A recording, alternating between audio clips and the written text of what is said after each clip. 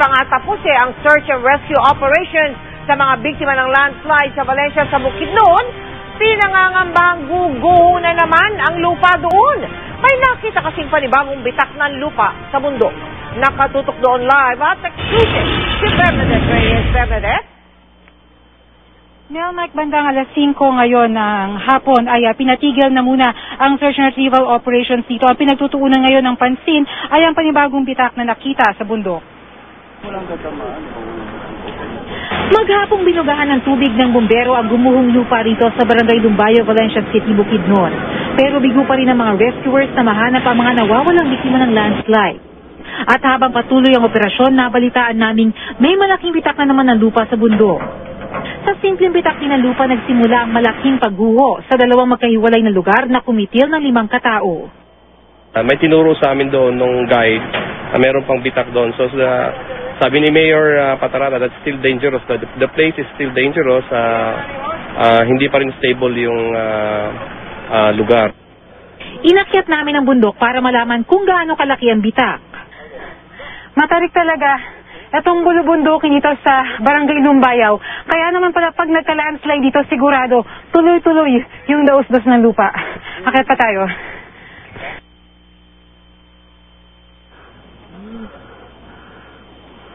Mahigit 1,000 metro na yung naakyat natin dito sa bulubundukin na ito. Ilang hakbang na lang, makikita natin yung crack na sinasabi na maaari namang muling pagmulan ng isa na namang landslide.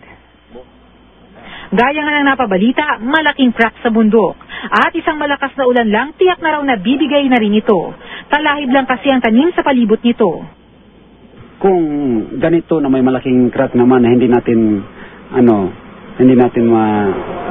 mabigyan ng solusyon, baka mas malaki pa ang buhay na mawawala dito. Ang sarap ng pakiramdam na marating itong tuktok ng bundok, pero nakakapandumulang na makita itong nasa likuran natin na marami na talagang bahagi ng bundok na ito na nakakalbo na. Di kalayuan kung saan meron na naman nakitang bitak. Ito, nakita natin, bagong tabas na puno. Ito yung isa sa mga dahilan kung bakit hindi na masipsip yung tubig ulan. Sabi ng mga taga rito, talamak daw ang pangangahoy dito. Sa kabila yan ng pagsuporta ng mga senador sa total log ban para maiwasan ng mga pagbaha at landslide. Bukod sa gobyerno, may iba pang sinisisi ang mga taga rito. Kulang ang concern ng mga tao, yung taga Bukidnon. Kailangan merong concern. Katulad namin sa Karanso, meron kaming ginagawang pagtatanim taon-taon. Meron nakitang bitak sa lupa ay merong haba na 5 feet.